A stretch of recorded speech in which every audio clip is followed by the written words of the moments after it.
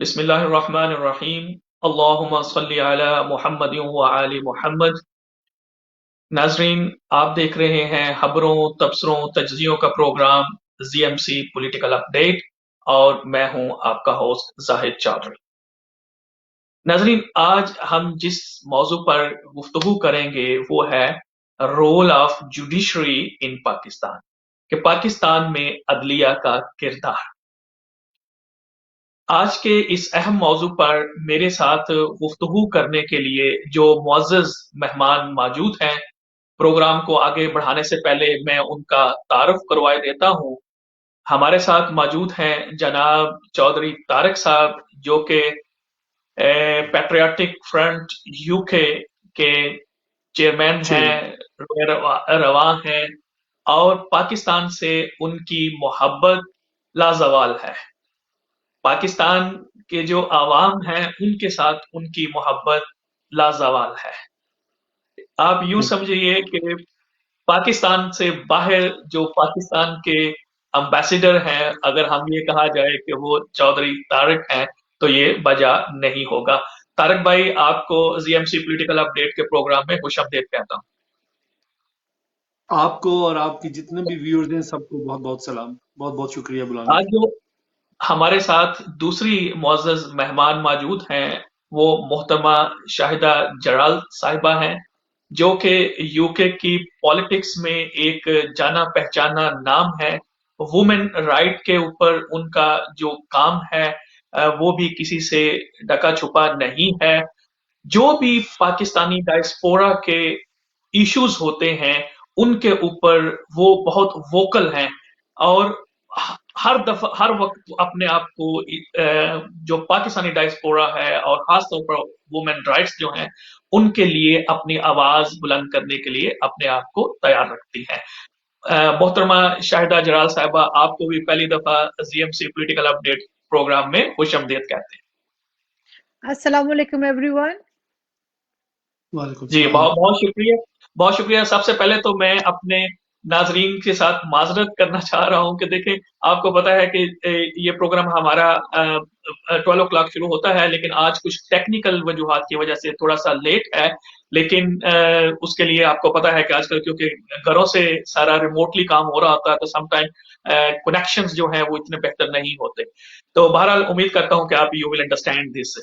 Programme को आगे बढ़ाने से पहले, जैसे कि मैंने कहा है कि आज का टॉपिक जो है वो ये है कि role of judiciary in Pakistan, के पाकिस्तान के अंदर अदलिया का किरदार। नाजरीन, आपने ये बात बेतहाशा दफा सुनी होगी कि कोई भी निजाम कुफर के ऊपर तो कायम रह सकता है, चल सकता है, लेकिन नाइंसाफी के ऊपर, जुल्म के ऊपर कायम नहीं रह सकता। नाइंसाफी यानी कुरान मजीद में अल्लाह ताला ने इरशाद फरमाया है कि हमने कुरान और तराजू को नाजल फरमाया। तराजू का मतलब है इंसाफ, कि हर शख्स जो मुमलकत पाकिस्तान का सिटीजन है उसको इंसाफ देना हुकूमत वक्त की जिम्मेदारी है। और ये जो डिस्पेंस ऑफ जस्टिस है ये थ्रू कोर्ट्स होता है। मैं अपने नाजरीन की इंफॉर्मेशन के लिए सिर्फ ये बताता चलो जो, क्योंकि हम ये कहते हैं कि वी आर इस्लामिक कंट्री, हम इस्लामी जमहूरिया पाकिस्तान है, लेकिन हमारे सामने जो हमारे रोल मॉडल हैं वो प्रॉफेट सल्लल्लाहु अलैहि वसल्लम। जब एक दफा चोरी के इल्जाम में कोई खातून, जिसका नाम भी फातिमा था, वो हाजिर हुई तो आपने उसकी सजा का हुक्म दिया। तो आपसे सिफारिश की गई कि ये बड़े कबीले से खातून है और इसको माफ कर दिया जाए, इसके साथ नरमी बरती जाए। तो नबी अकरम सल्लल्लाहु अलैहि वसल्लम का जो चेहरा मुबारक है वो गुस्से से सुर्ख हो गया और आपने कहा कि अगर खुदा की कसम, अगर मोहम्मद की बेटी फातिमा भी ये काम करती तो मैं उसे भी सजा देता। ये सुभान है अल्लाह। वो रोल मॉडल, ये है वो रोल मॉडल। एक और मैं मिसाल ये देना इसलिए जरूरी है कि हमें बैकग्राउंड पता हो कि हम किस बैकग्राउंड से। एक खलीफा वक्त के बेटे को शराब नोशी के इल्जाम में गिरफ्तार किया गया। अब जहां पे वो मौजूद थे, उस गवर्नर को पता था खलीफा वक्त का, तो उन्होंने उसको बुलाया, सजा तो दी जो शराब नोशी की थी, लेकिन बंद कमरे में, लोगों के सामने नहीं। अब जब ये बात खलीफा वक्त को पता चली, तो उन्होंने क्या किया कि उन्होंने उस गवर्नर को भी मौजूल किया और उस अपने बेटे को अपने पास बुला के सब लोगों के सामने उसको दोबारा सजा। ये वो सिस्टम है कि जहां जिसको हमने फॉलो करना है।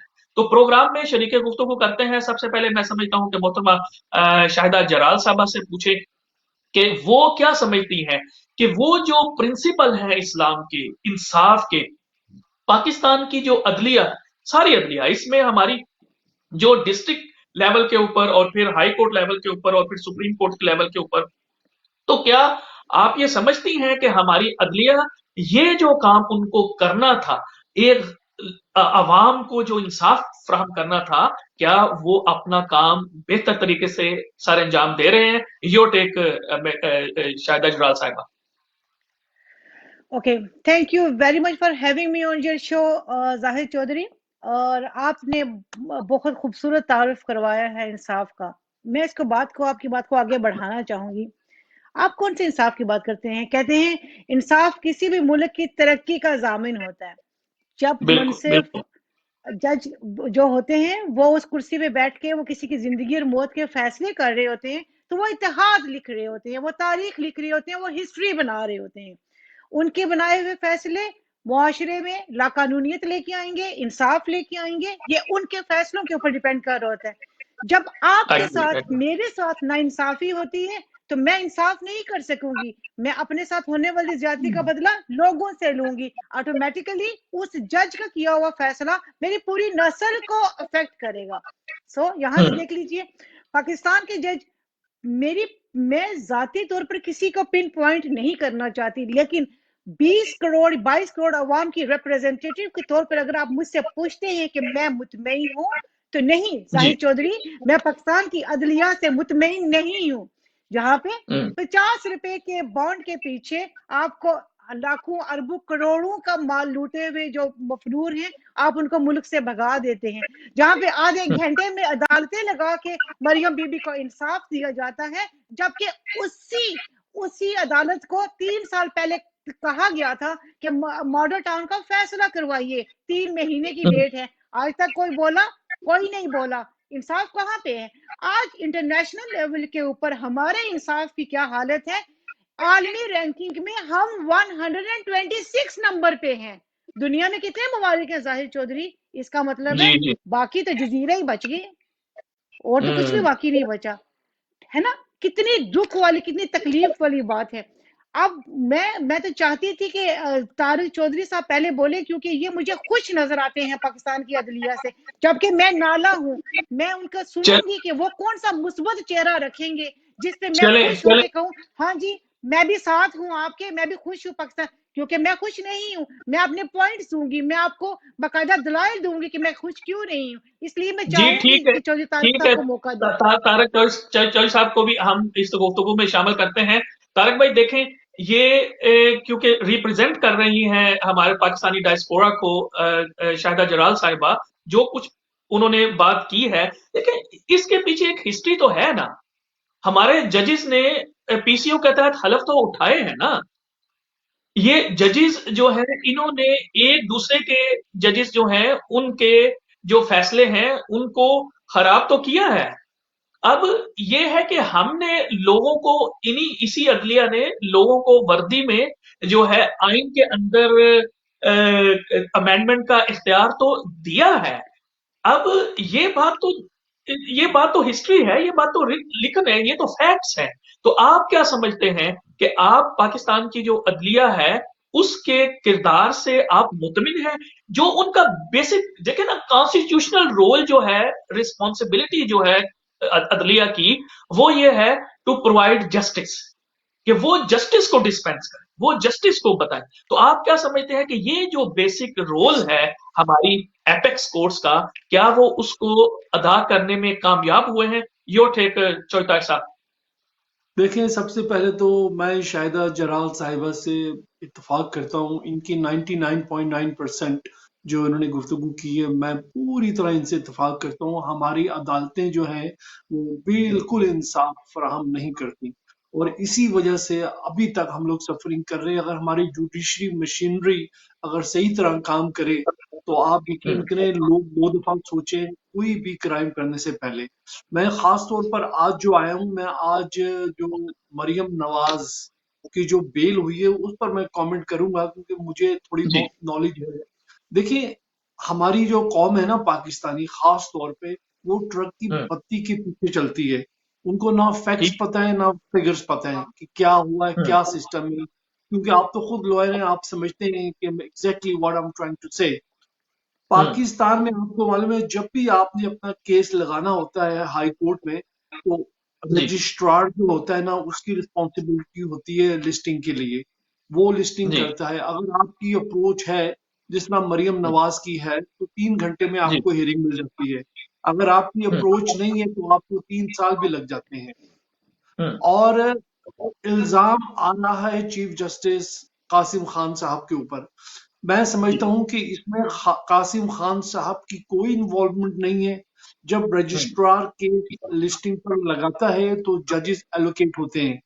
और स्पेशली इस केसेस में 2 हाई कोर्ट के जज एलोकेट हुए थे जिन्होंने मेरिट जी, पर ये केस सुना। और उनको डिसीजन लेने के लिए हाई कोर्ट की डिक्टेशन नहीं चाहिए होती है। अगर हाई चीफ जस्टिस जो है अगर वो डिक्टेशन करेगा that mean he is interfering with justice. ठीक है। जो हाई कोर्ट के जज होते हैं उनके पास अपने इंडिपेंडेंट राइट्स होते हैं, वो एक्सरसाइज कर सकते हैं।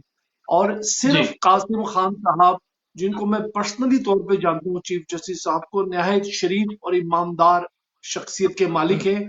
और पीटीआई वाले खास तौर पे आप जानते हैं कि मेरी इमरान खान के साथ बहुत ज्यादा अफिलिएशन है, नवाज शरीफ के साथ जी, बिल्कुल नहीं है। मगर मैं बात जब भी करूंगा हक और सच के ऊपर करूंगा। लोग चीफ जस्टिस साहब को इतना नेगेटिव प्रोपेगेंडा मिल रहा है, इतना उनको क्रिटिसाइज किया जा रहा है सिर्फ इस वजह से कि उनका जो सन इन लॉ है उसकी अफिलिएशन पीएमएलएन के साथ है और वो प्रोस्पेक्टिव कैंडिडेट है पीएमएलएन का। तो मैं ये कहूंगा कि पाकिस्तान के जितने भी ब्यूरोक्रेट हैं उन्होंने आपस में रिश्तेदारी की हुई है। आप देख लें कि सारे बड़े बड़े पॉलिटिशियन बेशक अपोजिशन में हो या गवर्नमेंट में हो, उनकी आपस में रिश्तेदारी है। जो हमारे चीफ जस्टिस थे क्या नाम था उनका जी, मुशर्रफ साहब के जमाने में चौधरी इफ्तिखार साहब, उनकी जो जी, जी, डॉक्टर है वो एक जर्नैल की बेटी है। ठीक है। जी, अगर आपने कॉन्डेम करना है किसी को तो आपके पास फैक्ट्स एंड फिगर्स होने चाहिए। सिर्फ इस वजह से कि चीफ जस्टिस साहब की जो डॉटर इन लॉ है उसका जो हस्बैंड है उसकी एफिलिएशन पीएमएलएन के साथ है, तो मैं समझता हूँ ये बहुत गलत बात है।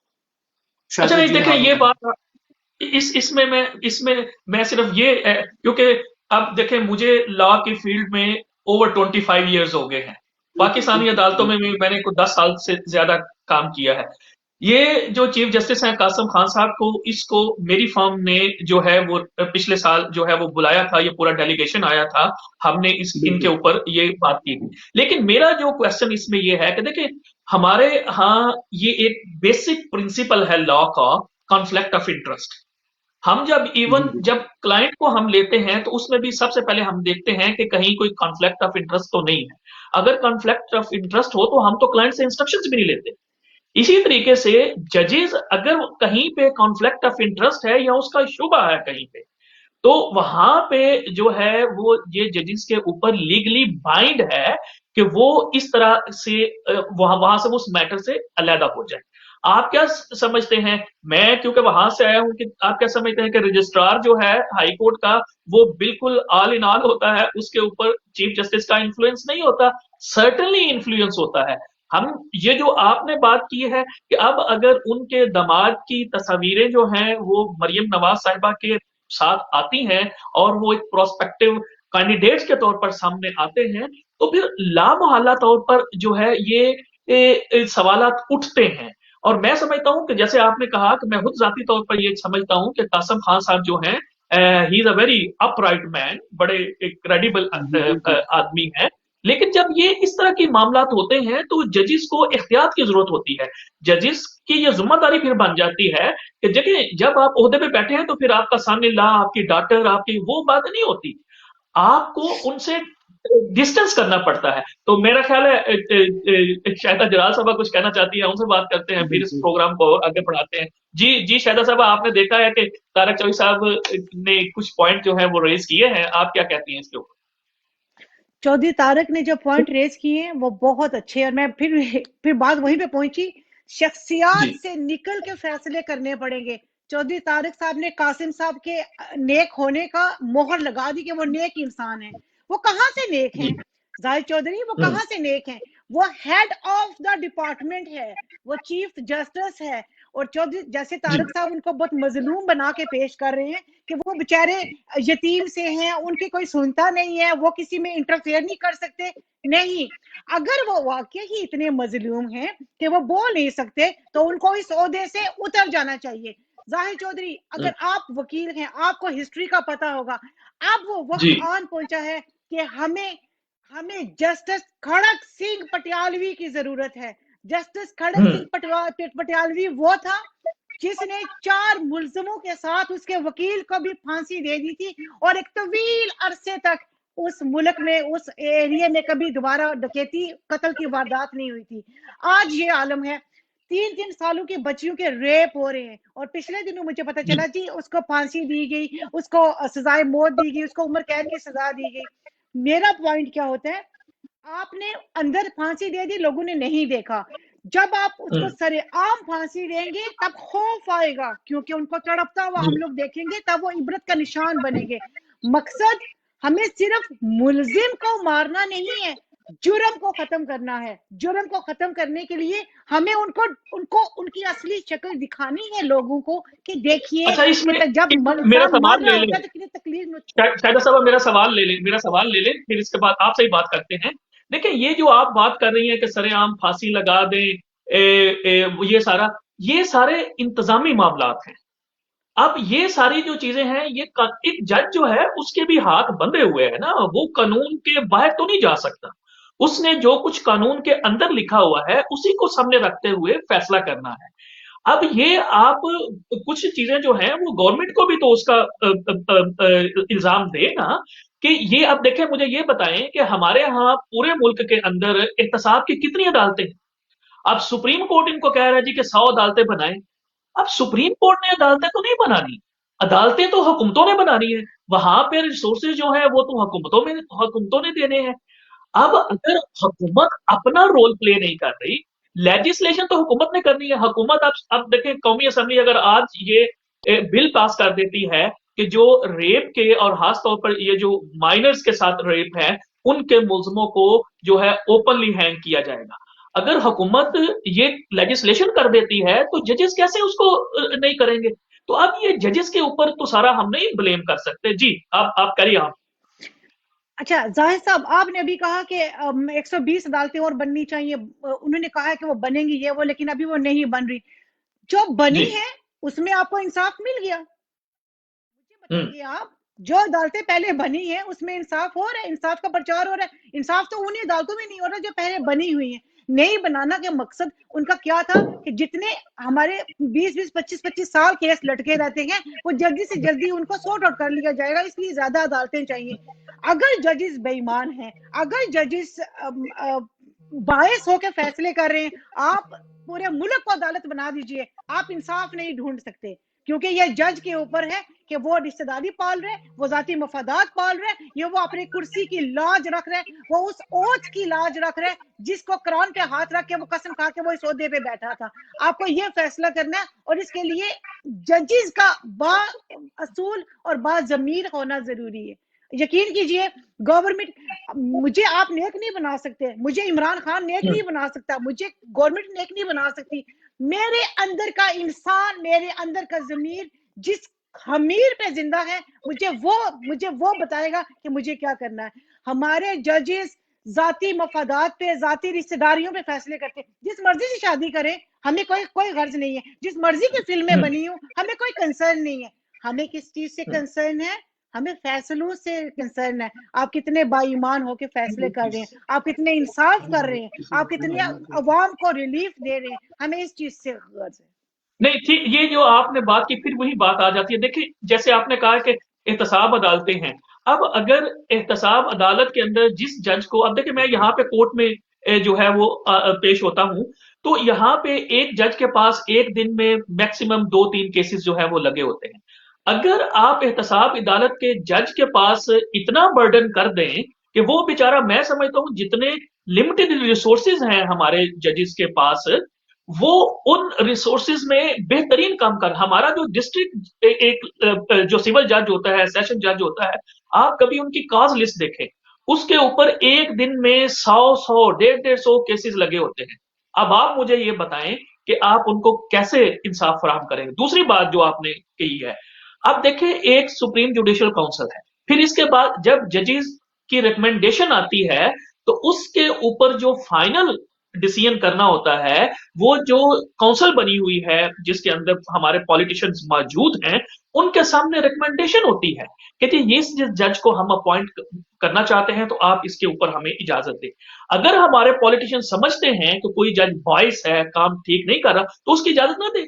वो क्यों दे रहे हैं उसकी इजाजत? तारक साहब को शामिल करते हैं। तारक साहब, आप ये जैसे इन्होंने कहा है कि ये बात तो दुरुस्त है ना कि हमारे यहाँ चीजें जो है वो इस्तेमाल तो होती रही है ना। आप देखें कि जब बेनजीर साहिबा को और जरदारी साहब को जो है वो सिर्फ इस बुनियाद पे सजा दे दी जाती है कि जो मलक कयूम साहब वाला केस है उसका मैं हवाला दे रहा हूँ कि जनाब सैफुर रहमान साहब और शहबाज शरीफ साहब उनको फोन करते हैं कि जनाब इनको मैक्सिमम सजा दें और उसके ऊपर उनको सजा दे दीजिए। अब क्या करें? वो कहते हैं ना कि बात तो सच है मगर बात है रुसवाई की। बातें तो ये सच है। अब लेकिन ये हमारी हिस्ट्री है। अब देखें, हमने जो नारे लगाए रेस्टोरेशन ऑफ जजेस मूवमेंट के अंदर कि धरती होगी माँ की जैसी, धरती होगी माँ के जैसी, तो अब क्या उस रेस्टोरेशन में जिसमें आम पब्लिक ने अपना खून दिया है, तो क्या अब हमारी एपेक्स कोर्ट्स जो हैं उन्होंने इस धरती के जो आम सपूत हैं उनको इंसाफ फराहम किया है जिसके लिए जदोजहद की गई? क्या हमारी अदालतें एक आम आदमी के लिए, जिसका उन्होंने बड़ी खूबसूरती से किया कि अब ये जो मॉडल टाउन का वाकया है, ये एक टेस्ट केस है, इसके ऊपर क्यों स्टे हुए हुए हैं, क्यों इसके ऊपर काम जो है वो नहीं हो रहा? जो चीज थोड़ी सी हाईलाइट होती है इंटरनेशनल लेवल के ऊपर, उसके ऊपर हम बढ़िया फुर्तियां दिखाते हैं, लेकिन जहां पे एक आम आदमी की बात आती है वहां पे आप जनाब खामोश होते हैं। जी तारक भाई। देखिए, मैं समझता हूं कि पाकिस्तान में एडमिनिस्ट्रेशन ऑफ जस्टिस में बहुत ज्यादा पॉलिटिकल इंटरफेरेंस है, बहुत ज्यादा। आप देख लें, कराची में बल्दिया फैक्ट्री फायर हुई, 260 लोगों को जिंदा जिंदा जलाकर मार दिया गया, आज तक इंसाफ नहीं मिला। 12 मई हुआ, वहां वकीलों को जिंदा जलाकर मार दिया, अभी तक इंसाफ नहीं मिला।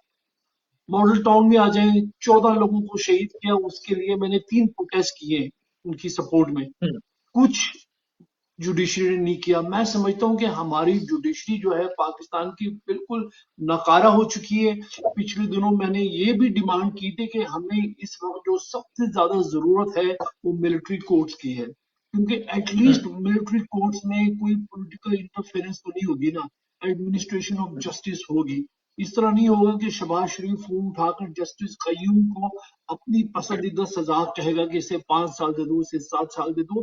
देखिए, जब से पाकिस्तान बना है ना, हमारे पॉलिटिशियन का बहुत ज्यादा इंटरफेरेंस रही है एडमिनिस्ट्रेशन ऑफ जस्टिस में, और यही वजह है कि हमारी जुडिशरी बिल्कुल नकारा हो चुकी है।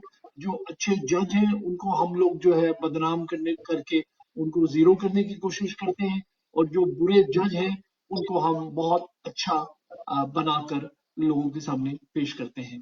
तो मैं समझता हूँ कि जुडिशरी की अकाउंटेबिलिटी भी होनी चाहिए, जरूर होनी चाहिए, क्योंकि इसमें बहुत ज्यादा करप्शन है। और हमारी आर्मी की भी अकाउंटेबिलिटी होनी चाहिए। हम ये नहीं कहते कि सारी आर्मी हमारी खराब है, आर्मी में भी कुछ गंदे अंडे हैं, उनकी भी अकाउंटेबिलिटी होनी चाहिए। जब आप एक फेयर अकाउंटेबिलिटी करेंगे, जुडिशरी की भी करेंगे, आर्मी की भी करेंगे, ब्यूरोक्रेट्स की भी करेंगे, पॉलिटिशियन की भी करेंगे, तो मैं समझता हूँ कि निजाम बदलना शुरू हो जाएगा। जब तक आप इंसाफ का बोल बाला नहीं करेंगे, तब तक जो है वो पाकिस्तान इसी कश्मकश में रहेगा, ना इंसाफी के। जी शायद अजराल साहब, जैसे जैसे उन्होंने बताया कि जी मिलिट्री कोर्ट जो हैं वो अगर हो तो क्या मिलिट्री कोर्ट्स जो हैं वो पाकिस्तान के जितने भी प्रॉब्लम है खासतौर पर जुडिशरी के हवाले से, क्या मिलिट्री कोर्ट्स जो हैं वो इनका हल है? क्या ऐसा नहीं है कि हम जो अवाम हैं हमें भी तो अपना रोल जो है वो प्ले करना चाहिए जनाब? देखिए, जी आइन में ये लिखा हुआ है कि मिलिट्री कोर्ट्स की अगर जरूरत पड़े तो आप मिलिट्री कोर्ट्स जो है वो ला सकते हैं। ये मैंने अपने जो पीपल्स पार्टी के जो है, क्या नाम है उनका, जो जी सेनेटर भी ठीक थे, जी उन्होंने ठीक है एक तारक भाई। टीवी शो में ये कहा था शायद कि गुंजाइश है। शायद जलाल साहबा से एतजाज हम हसन मैसेज साहब लेते का, हैं कि आज हमारा चौधरी प्रोग्राम एतजाज। थोड़ा क्योंकि लेट शुरू हुआ तो हम we are running out of time, तो प्लीज आप थोड़ा ब्रीफली अब लास्ट में मैसेज दे दे ताकि हम प्रोग्राम को फिर कंक्लूड कर सके। अच्छा, लेकिन पहली बात तो ये है कि आपने टॉपिक इतना हसास चुना है कि उसके लिए हम ब्रीफ भी नहीं बोल सकते, हमें थोड़ा सा डिटेल्स में जाना होता है। चौधरी तारिक साहब ने कहा कि मैं मिलिट्री के हक में हूँ, इसलिए जिस वक्त दुश्मन हम पे अटैक करता है तो हमारी मिलिट्री, हमारी आर्मी आगे होती है। जब मुल्क में जब बदनवानी होती है तो हमारी हिफाजत के लिए, किसी भी शोबे में हिफाजत हो, हमारी मिलिट्री, हमारी फौज को आगे आना चाहिए। अनफॉर्चुनेटली अगर आप जजेस जो वकील है अगर आप उनकी एजुकेशनल बैकग्राउंड, एकेडमिक बैकग्राउंड देखें, आपको शर्मिंदगी हो जाएगी। Zahid Chaudhry matric pass, FA pass लोग आके वकील बन के और जज बन के बैठे हुए हैं। जब उनकी क्रेडिबिलिटी को आप देखते हैं तो फिर आप कहते हैं कि यार इनसे तो ये लोग उनसे बहुत बेहतर हैं जो CSS करके आते हैं, जो आधी आधी जिंदगियां अपनी पढ़ाई में जाया करते हैं और उनको आके एक आम जॉब मिलती है, वो इनके आगे आके खड़े होते हैं। पहले तो आप ये क्राइटेरिया सेट करिए कि आप किन लोगों को इन ओहदों के लिए लेके आ रहे हैं। दूसरी बात जी ये ठीक है। कि मिलिट्री शुरू शायद जलाल साहबा, क्योंकि टॉपिक इतना बड़ा है, सर्टनली मेरे ख्याल में हमें इसके ऊपर एक और नशिस्त करनी चाहिए ताकि और जो है वो बात जो है वो लोगों तक पहुंची चले। तो वादा रहा कि आप दोनों मेहमान जो हैं इनको इंशाल्लाह इसी टॉपिक के ऊपर दूसरे प्रोग्राम में हम लेंगे। सिर्फ एक क्लैरिफिकेशन मैं कर दूं, देखें जो वकला है वो मैट्रिक और FA नहीं होते, उसके लिए आपको पहले ग्रेजुएशन करनी पड़ती है, उसके बाद फिर आपको LLB करनी पड़ती है, और जब आप LLB कर लेते हैं तो फिर उसके बाद आप अगर जाना है उसमें तो आपने वो देना है, इम्तिहान देना है, और उसके बाद या फिर आपकी सिलेक्शन होनी है जब आपकी 10 साल की हाईकोर्ट की प्रैक्टिस हो जाती है। तो मैं आपसे माजरत के साथ इंशाल्लाह प्रोग्राम को हम इसी टॉपिक के ऊपर हम बात करेंगे, क्योंकि मैं खुद वकील हूं तो मैं इस टॉपिक के ऊपर डिटेल से बात करना चाह रहा हूं। लेकिन आज क्योंकि टेक्निकल वजूहात की वजह से हमारा कुछ डिले हुआ है और इसके बाद क्योंकि दूसरा प्रोग्राम लाइन अप है, तो मैं दोनों मेहमानों का बहुत शुक्रगुजार बहुत हूँ। बहुत शुक्रिया। खासतौर पर शाहिदा जलाल साहिबा आज पहली दफा आई हैं और हमें उनसे बात करके बड़ा अच्छा लगा। बड़ी वोकल उन्होंने आज बात की है। तो इंशाल्लाह हमारे नेक्स्ट प्रोग्राम में इसी टॉपिक के हम बात करेंगे। हम जनाब पैट्रियाटिक फ्रंट के चेयरमैन तारक चौधरी साहब का भी शुक्रिया अदा करता हूँ। बहुत नाजरीन, बहुत शुक्रिया। ये था आज का प्रोग्राम के role of judiciary in Pakistan. Topic क्योंकि इतना बड़ा था कि हम मुख्तसर वक्त में उसका अहाता नहीं कर सके, क्योंकि ये वो चीज है जो कि अवाम के साथ जुड़ी हुई है। क्योंकि जैसे मोहतरमा शाहिदा जलाल साहिबा ने कहा कि जिस माशरे में इंसाफ होगा वहां वो माशरा तरक्की करेगा। और ये अगर हम दुनिया में नजर उठा कर देख लें, जो जो अकवाम हमें तरक्की की मनाजिल तय करते नजर आ रही हैं, उनका जुडिशल सिस्टम हमें बेहतरीन नजर आएगा।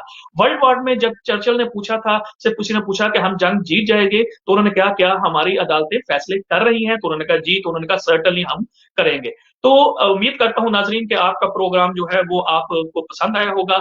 आप हमें ZMC नेटवर्क के ऊपर फॉलो कर सकते हैं, ZMC TV यूट्यूब के ऊपर आप हमें देख सकते हैं। टिल नेक्स्ट संडे अपने मेजबान जाहिद चौधरी को इजाजत दीजिएगा। अपने गिरदोनवा के लोगों का ख्याल रखिएगा। अल्लाह हाफिज।